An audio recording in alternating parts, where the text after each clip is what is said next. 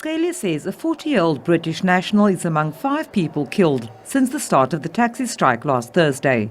He says police are also investigating whether last night's mass murder of 5 more people in Mbukweni in Paarl could be related to the taxi strike.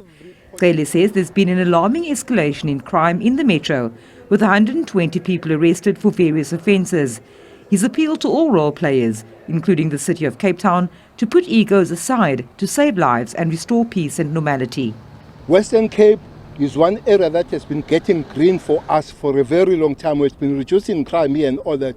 But since it started, there's been a head of upsurge. I was looking at the figures of the weekend. People here have been dying and the car hijacking and everything has come back.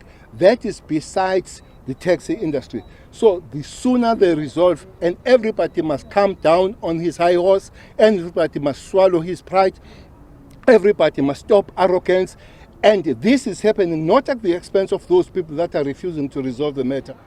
City officials have dug in their heels, saying they cannot negotiate with Santaco amid violence and threats of violence.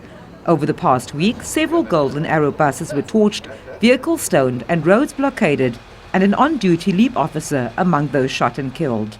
We've taken a principled position that we will not speak with those who are perpetrating violence until it stops. Now, we've had this morning we're on about 12 hours now, I think, of peace and quiet in the city.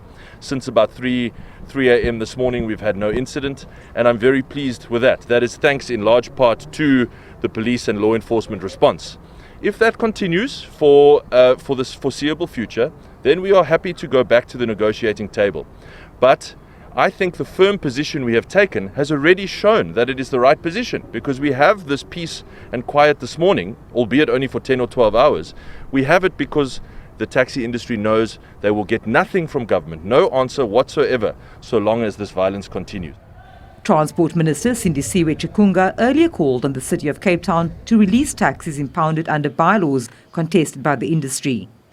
We therefore call on the city to immediately release without any conditions all vehicles impounded based on the National Road Traffic Act and leave those that are impounded on the basis of the National Land Transport Act of 2009. We remain committed to moving with speed in finding an amicable solution that must enable the taxi industry to resume operation and call off the strike. All of the taxis impounded in Cape Town have been impounded under the NLTA, the National Land Transport Act, an act which she is responsible for enforcing and administering and overseeing. It comes from her department. And so it really is worrying that she does not understand the action that we are taking to protect commuters and residents in our city. She is the Minister of Transport for South Africa. She should act in the interest of commuters. She is not the Minister of Taxis.